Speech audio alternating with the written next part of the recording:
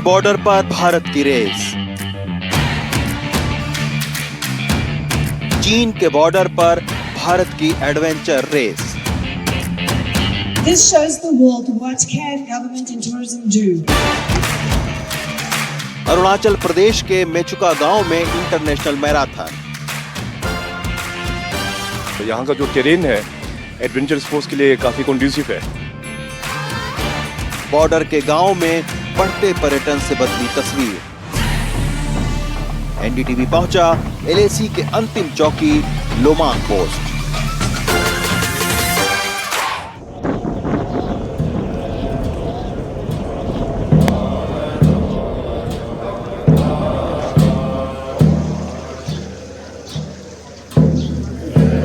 भारत के सुदूर उत्तरी पूर्व छोर पर बसा राज्य अरुणाचल प्रदेश।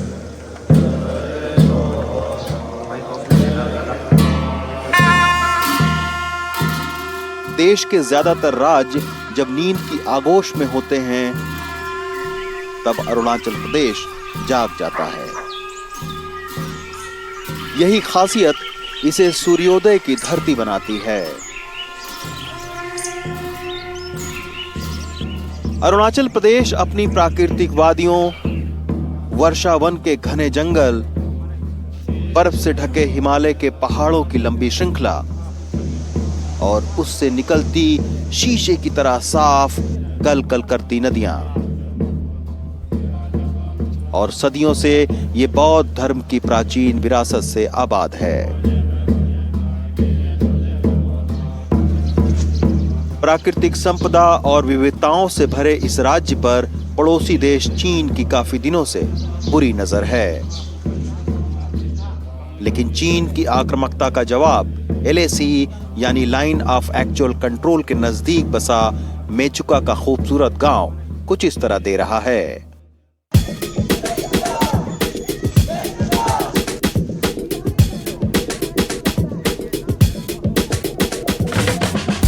मेचुका में पहली बार दुनिया के खिलाड़ियों का जमावड़ा है।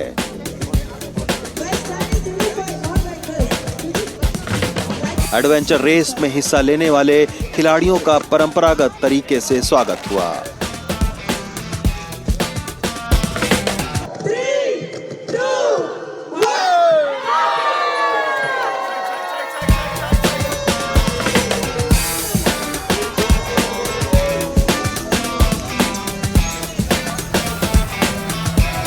ये पहला मौका रहा जब एलएसी के इतने नजदीक मेचुका गांव में मलेशिया, नेपाल, अमेरिका ही नहीं देश के अलग अलग राज्यों के खिलाड़ी पहुंचे।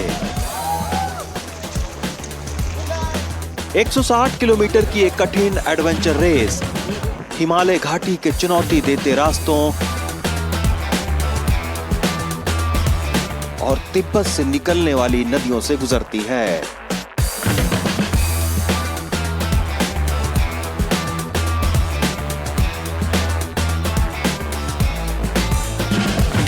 लेकिन यहाँ पहुंचे खिलाड़ी खेल की कठिनाइयों की नहीं, यहाँ की खूबसूरत वादियों और लोगों की परंपरा से अभिभूत हैं।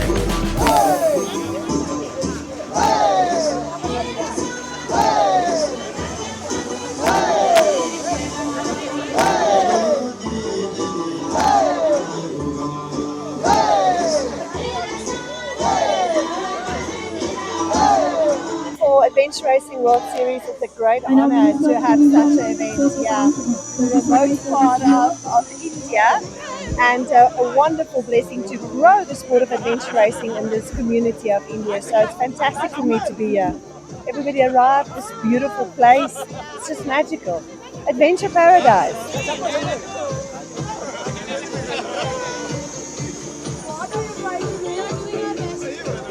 आपने भी बहुत सारी खबरें सुनी होगी कि चाइना बॉर्डर पर ये हो रहा है, भारत जो है वो तमाम सारे कदम उठा रहा है।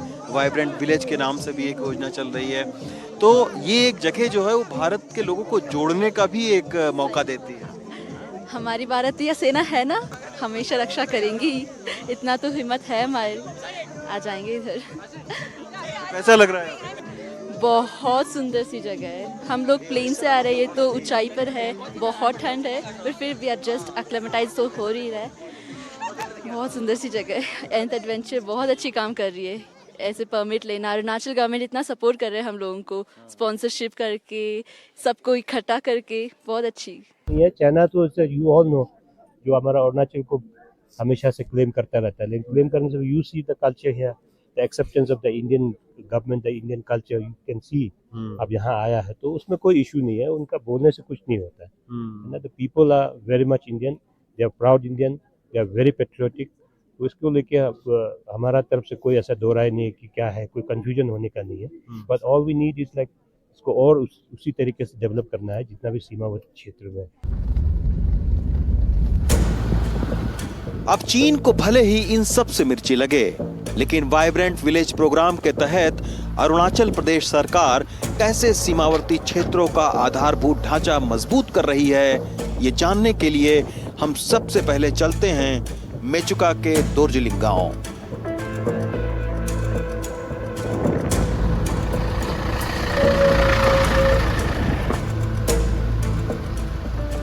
डिब्रूगढ़ से चलने के बाद तकरीबन 10 घंटे का सफ़र है मेचुका गांव तक का। हम इस वक्त रो गांव में मौजूद हैं। चूँकि रोड बीआरओ बना रहा है तो बहुत सारी जगह जो है वो रास्ते बंद हो जाते हैं। तो तकरीबन डिब्रूगढ़ से आपको 10 से 11 घंटे लग सकते हैं मेचुका गांव तक पहुंचने के लिए। आओ।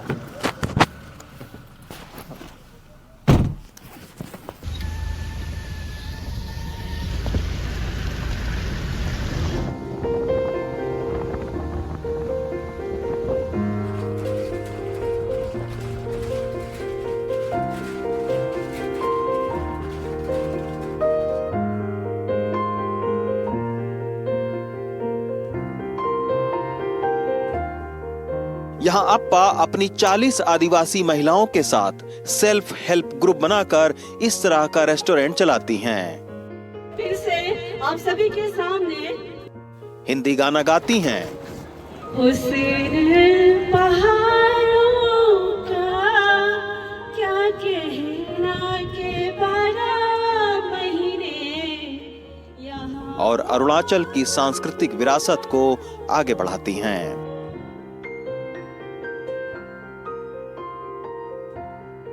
तो अभी 3-4 सालों में कैसा बदलाव हुआ है दोर्जिलिंग गांव में? हाँ, बदलाव तो हाँ, ये रोड कम्युनिकेशन आने की वजह से बहुत सारा बदलाव आया है। जैसे कि हम लोग आप लोगों से भी मिलने का मौका मिला, और हमारा जो है कल्टीवेशन में भी थोड़ा सा बदलाव है, और रहन सहन में भी बहुत सारा बदलाव आ गया है। अच्छा। जी, तो टूरिस्ट भी अब आ रहे हैं ज्यादा? जी जी, ये अभी जो है रोड जो हाईवे कटिंग चल रहा है, जिसके कारण से थोड़ा सा कम है, वरना तो टूरिस्ट आता है हमारा, बहुत से कंट्रीज से भी आता है, बाकी कंट्रीज से भी आता है। जी,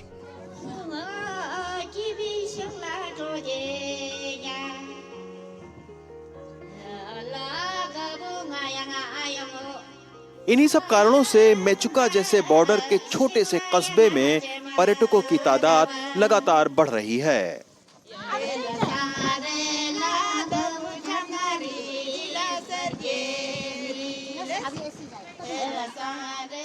2024 से पहले पेमा खेती करके अपना परिवार चलाते थे, लेकिन सेना की मदद से पहले होटल मैनेजमेंट किया, फिर केंद्र सरकार की योजना से अपना होम स्टे खोला।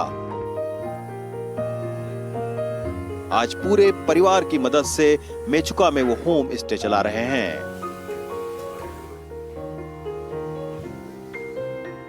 सरकार से सर मैं ये अपना दीनदयाल उपाध्याय करके एक स्कीम है सर, तो बेनिफिशियरी हमको लोन सब्सिडी मिलते हैं, तो उसमें मैंने अप्लाई किया था। तो मैंने वहाँ 20 लाख के बेनिफिशियरी हमको गवर्नमेंट से हेल्प मिला है सर। अच्छा, ट्रेनिंग सर मैं recently government of Arunachal Pradesh tourism department के मैं ट्रेनिंग रिसेंटली मैंने जाके ट्रेनिंग किया था सर रिसेंटली ना। तो ज़्यादा नहीं हुआ, 1 महीना हुआ, तो मैं 5 डेज़ का ट्रेनिंग अटेंड करके मैंने ईटानगर और आलो में अटेंड करके मैंने आया, ट्रेनिंग किया है, मुझे सर्टिफिकेट भी दिया गया है डिपार्टमेंट की तरफ से।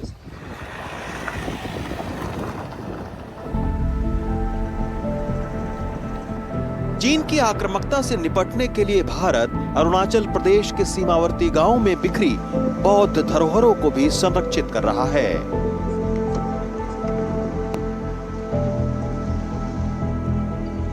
इसके चलते देश विदेश के बौद्ध अनुयायियों का आकर्षण बढ़ा है। अरुणाचल प्रदेश में बौद्ध संस्कृति की नींव बहुत पुरानी है।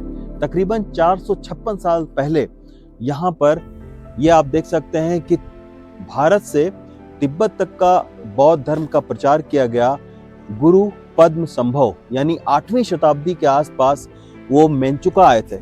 यानी ये जो कस्बा आप देख रहे हैं मेंचुका, यहाँ पर आए हुए थे और यहाँ पर उन्होंने बौद्ध धर्म की नींव रखी थी। उसके बाद यहाँ पर खम्ब, खटोक, लामा, सेंग्या, रिनपोचे यहाँ पर आए और उन्होंने तकरीबन 500 साल पहले इस प्राचीन गोम्पा को यहाँ पर बनाया।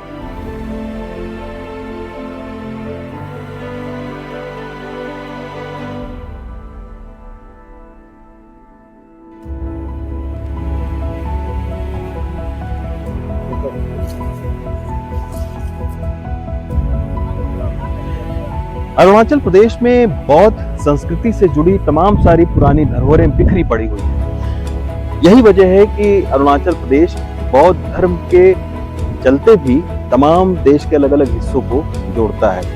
अब हम जिस जगह पर जा रहे हैं वो एक 400 साल पुरानी गुफा है, जहां पर कभी जो बौद्ध भिक्षु हैं वो यहाँ पर ध्यान लगाते थे। आइए चलकर उस गुफा को दिखाते हैं।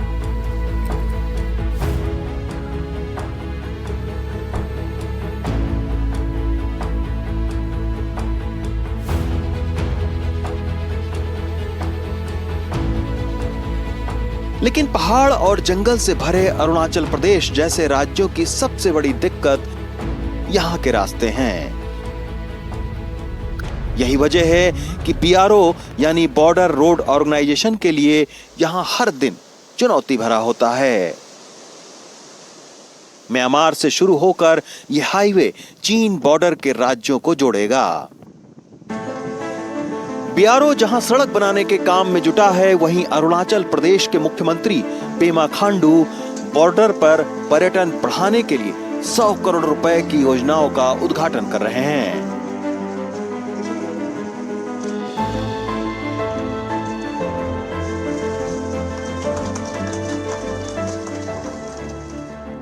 फ्रंटियर हाईवे हमारा सबसे बड़ा रोड नेटवर्क प्रोजेक्ट रहेगा।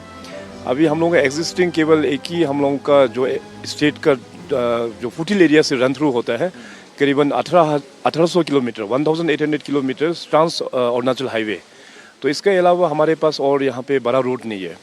तो अभी पिछले कई सालों से हम लोग इसमें डीपीआर में काफ़ी काम किया है। तो आखिर मोदी सरकार ने इसको सैंक्शन भी दे दिया है। इसका अभी टेंडरिंग स्टेज में है। कुल मिला के 2500 किलोमीटर्स का ये हाईवे बनेगा और जितने भी जो हमारा जो बॉर्डर डिस्ट्रिक्ट्स है, सभी बॉर्डर डिस्ट्रिक्ट्स को कनेक्ट करके वेस्टर्न मोस्ट से लेके ईस्टर्न मोस्ट डिस्ट्रिक्ट में कनेक्टिविटी लेके आएगा। तो इसमें हमारा डिफेंस पर्सनल्स के लिए भी काफ़ी फ़ायदा होगा, क्योंकि उनका मूवमेंट काफ़ी इजी हो जाएगा। और साथ साथ अरुणाचल जैसे काफ़ी सुंदर एरिया है, तो टूरिज़्म प्रमोशन में भी ये काफ़ी लाभदायक होगा।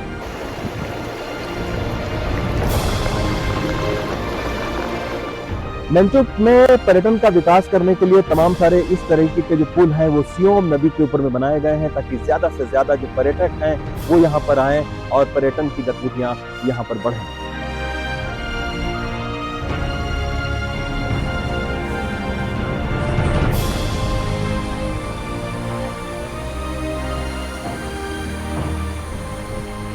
मेंचुक से करीब 40 किलोमीटर दूर बिल्कुल चाइना के बॉर्डर पर हम इस वक्त हैं और यहाँ पर चेकिंग होती है। चेकिंग नहीं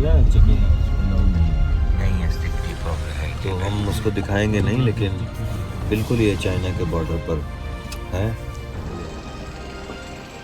चीन के आक्रामक रुख का एक बहुत बड़ा जवाब जो है वो भारत ने फ्रंटियर जो हाईवे है उसको बनाकर दिया है। ये आप देख सकते हैं कि मैं इस वक्त अरुणाचल प्रदेश के टाटो से मेचुका जाने वाले सड़क मार्ग पर हूं और यहाँ पर आप देखिए कि बीआरओ बहुत तेज़ी के साथ में यहाँ पर सड़क के निर्माण का काम कर रही है। और ये जो फ्रंटियर हाईवे है ये बहुत महत्वपूर्ण इसलिए है क्योंकि 42,000 करोड़ रुपए की लागत से 2027 तक ये फ्रंटियर हाईवे जो है वो पूरा किया जाएगा। और इस वक्त हम ये सियोंग नदी है और इस सियांग नदी के किनारे किनारे जो है ये हाईवे LAC तक जाता है। इस हाईवे के बनने से भारतीय सेना को LAC पर पहुंचने में सहूलियत होगी। अरुणाचल प्रदेश सरकार की मदद से हम भारत चीन बॉर्डर पर सेना की अंतिम चौकी लोमांग पोस्ट जा रहे हैं।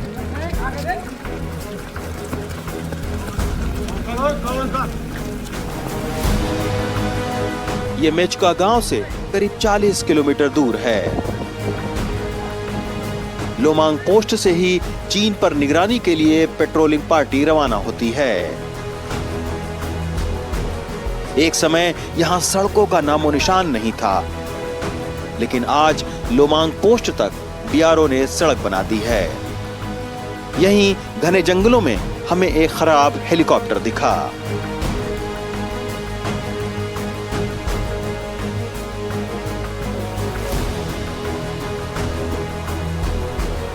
मैं इस वक्त भारत चीन बॉर्डर के अंतिम चौकी लवांग चौकी पर हूं और ये जो हेलीकॉप्टर आप देख रहे हैं ये 2004 में यहाँ पर आया, लेकिन उस समय हवा का प्रेशर इस तरीके का था कि ये हेलीकॉप्टर उड़ नहीं पाया।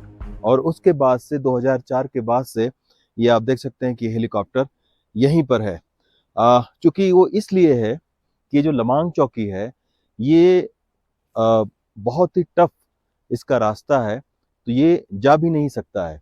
तो इसी के चलते अब जो BRO है वो जो सड़क है वो अब बना रही है। और इस लवांग चौकी से तकरीबन 10 किलोमीटर दूर आगे जो है वो आर्मी की जो पेट्रोलिंग है वो होती रहती है। और 6 या 7 महीने तक, चूंकि बर्फ ज़्यादा जब पड़ती है तब उस समय पेट्रोलिंग नहीं होती है, लेकिन अप्रैल से फिर जो है अक्टूबर तक ये पेट्रोलिंग होती है। और जब भी कोई वहाँ पर एक टीम जाती है तो वो टीम वहाँ पर तकरीबन 10 से 12 दिन रुकती है और बाकायदा अपने खाने पीने के निशान छोड़ देती है, ताकि चाइना के जो सैनिक हैं वो भी जब आएँ तो वो ये सारी चीज़ों को देख कर ये माने कि हाँ, इंडियन आर्मी भी यहाँ पर गई थी। ये आप देख सकते हैं कि ये पूरा जो इलाका है ये आप देखिए कि बहुत ही टफ ट्रेन है यहाँ पे। और इस जगह पर आधारभूत ढांचे को भारत सरकार तैयार कर रही है ताकि इस तरीके के भी इलाके में ज़्यादा से ज़्यादा जो पर्यटन की गतिविधियां हैं वो यहाँ पर बढ़ें। तो यही वजह है कि अभी आगे आपको आइए दिखाता हूँ कि आगे एक कैफ़े भी बनाया जा रहा है। और सरकार की कोशिश यही है कि थोड़ा सा नियमों में ढील देकर ज़्यादा से ज़्यादा लोगों को यहाँ तक लाया जाए ताकि जो पर्यटन की गतिविधियां हैं वो बढ़ें। हालांकि अभी फिलहाल जो है वो यहाँ पर सिविलियन उस तरीके से नहीं आ सकते हैं। तमाम सारी जांच होती है, कई सारी चेक पोस्ट यहाँ पर हैं आर्मी की, और बाकायदा पहचान पत्र देख कर ही वो अंदर जाने देते हैं। लेकिन सरकार की कोशिश यही है कि आधारभूत ढांचे को यहाँ पर बढ़ाया जाए। आज भारत चीन बॉर्डर पर लगातार मंडराते हवाई जहाज, चीन के बॉर्डर पर बन रही सड़कें, और इससे भी बड़ी बात अरुणाचल प्रदेश के लोगों का सांस्कृतिक और भावनात्मक लगाव इस बात की गवाही दे रहा है कि सरहद पर भारत ने हार्ड से लेकर सॉफ्ट पावर तक को तेजी से बढ़ाया है।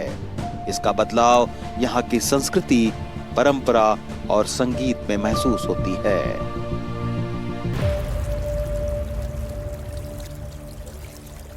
मेचुक की ये लमांग चू नदी है। और मेचुक का मतलब क्या होता है? मोम्बा जो जनजाति है उनकी भाषा में मे का मतलब है औषधि, चू का मतलब है पानी, और खा का मतलब है बर्फ। यानी ये जो पानी है इसके औषधीय गुण हैं। तो यही वजह है कि इसके नाम से मेचुक का नाम पड़ा। और सियांग नदी, ये जो लमांगचू नदी है, ऐसी 3 नदियां यहाँ पर हैं। और ये हम इस वक्त जिस जगह पर हैं, यहाँ पर जो मछली पाई जाती है उसके अंदर भी एक खास वो गुण होता है कि वो जो मछली है वो धारा के विपरीत ऊपर जाने की कोशिश करती है, क्योंकि ये जो मछली है जो इस नदी में पाई जाती है ये केवल एक सर्टेन टेम्परेचर में ही सर्वाइव कर सकती है। तो यही वजह है कि इस तरीके के लमांगचू जो नदी है इनकी जैव विविधता जो है अद्भुत है।